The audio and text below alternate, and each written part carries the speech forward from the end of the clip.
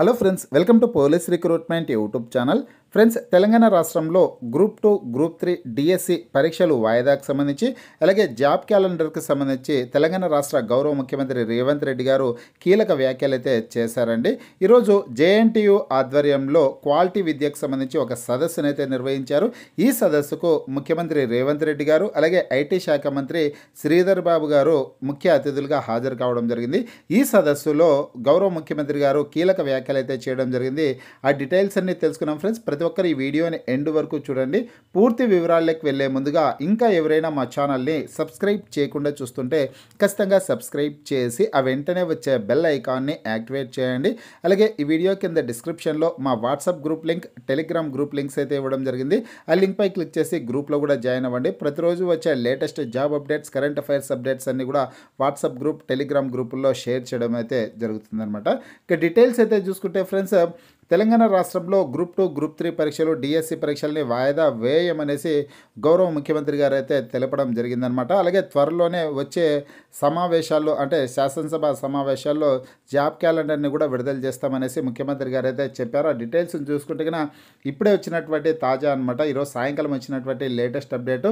UPSC తరహాలో job calendar తీసుకురాబోతున్నాం CM Revanth Reddy అనేసి ప్రముఖ హెడ్లైన్స్తో ఈ వార్త అయితే వచ్చింది. 10 ఏళ్ళు ఉద్యోగాల కోసం యువత కొట్లాడింది, కానీ ఇప్పుడు పరీక్షల వాయిదా కోసం కొన్ని రాజకీయ శక్తులు, కొన్ని కోచింగ్ సెంటర్ల నిర్వాహకులు ఆమరణ దీక్షలు చేస్తున్నారని సీఎం రేవంత్ రెడ్డి మండిపడ్డారు. త్వరలోనే జాబ్ క్యాలెండర్ను తీసుకురాబోతున్నామని రేవంత్ రెడ్డి అన్నారు. యూపీఎస్సీ తరహాలో ప్రతి ఏటా జాబ్ క్యాలెండర్ ప్రకారం ఉద్యోగాలు భర్తీ చేస్తామన్నారు. జేఎన్టీయూ ఆధ్వర్యంలో నిర్వహించిన క్వాలిటీ విద్యపై సదస్సులో ముఖ్య అతిథులుగా సీఎం రేవంత్ రెడ్డి, ఐటీ శాఖ మంత్రి శ్రీధర్ బాబు పాల్గొన్నారు అనేసి ఇందులో సమాచారం అయితే వచ్చింది వెలుగులో. అలాగే దిశ సైట్లో కూడా ఈ న్యూస్ అయితే వచ్చింది. పరీక్షలు పూర్తయితే జాబ్ రాని వారు మరో ఉద్యోగం చూసుకుంటారు సీఎం రేవంత్ రెడ్డి అనేసి ప్రముఖ హెడ్లైన్స్తో ఈ వార్త కూడా ఉంది. ఇందులో ఉన్నటువంటి సమాచారం చూసుకుంటే తెలంగాణలో గత నెల రోజులుగా గ్రూప్ 1, గ్రూప్ 2తో పాటు డిఎస్సిని వాయిదా వేయాలని నిరుద్యోగులు డిమాండ్ చేస్తున్న విషయం తెలిసిందే. అయితే పరీక్షల వాయిదాపై సీఎం రేవంత్ రెడ్డి కీలక వ్యాఖ్యలు చేశారు. శనివారం జేఎన్టీయూలో క్వాలిటీ విద్యపై జరిగినటువంటి సదస్సుకు సీఎం ముఖ్య అతిథిగా పాల్గొన్నారు. ఈ సందర్భంగా సీఎం రేవంత్ రెడ్డి మాట్లాడుతూ, రాష్ట్రంలోని నిరుద్యోగులకు గత 10 సంవత్సరాలుగా నోటిఫికేషన్లు లేక ఇబ్బందులు పడ్డారని, తమ ప్రభుత్వంలో నోటిఫికేషన్లు విడుదలై పరీక్షలకు సిద్ధం అవుతుంటే కొంతమంది కుట్ర చేస్తున్నారన్నారు. కొన్ని రాజకీయ శక్తులు, కోచింగ్ సెంటర్ల నిర్వాహకులు కుట్ర పన్ని పరీక్షలు వాయిదా వేయాలని దీక్షలు చేస్తున్నారు. ఇందుకోసం నిరుద్యోగులను రెచ్చగొడుతున్నారని మండిపడ్డారు. తాము పరీక్షలను వాయిదా వేయబోమని, ఈ నోటిఫికేషన్ పరీక్షలు పూర్తయితే ఉద్యోగం రాని వారు మరో ఉద్యోగం చూసుకుంటారని అన్నారు.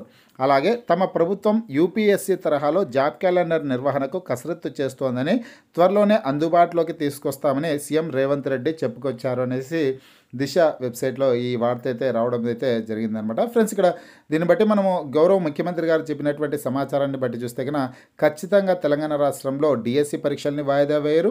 అలాగే గ్రూప్ 2, గ్రూప్ 3 పరీక్షలను కూడా వాయిదా వేసే అవకాశం అయితే అస్సలు లేదనేసి కూడా చెప్పుకోవచ్చు. కాబట్టి వీటన్నిటిని దృష్టిలో పెట్టుకొనేసి నిరుద్యోగులు తమ యొక్క ప్రిపరేషన్ అయితే కొనసాగించాల్సిందైతే ఉంటుందన్నమాట. డిఎస్సికి సంబంధించినటువంటి హాల్ టికెట్స్ని కూడా విడుదల చేస్తారు. కాబట్టి ఖచ్చితంగా డిఎస్సికి సంబంధించినటువంటి పరీక్షల్ని వాయిదా వేసే అవకాశం అయితే అస్సలు లేదండి.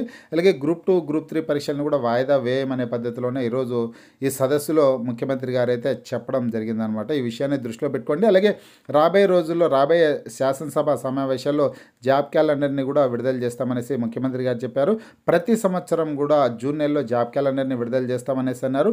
డిసెంబర్ 9 లోపు నియామకాల ప్రక్రియ కూడా పూర్తి కావాలనే పద్ధతిలో కూడా ముఖ్యమంత్రి గారు అయితే చెప్పడం జరిగింది. యూపీఎస్సీ తరహాలో జాబ్ క్యాలెండర్ని విడుదల చేసి ఉద్యోగాల భర్తీ చేపట్టడం జరుగుతుందనేసి కూడా సీఎం గారు అయితే చెప్పారండి.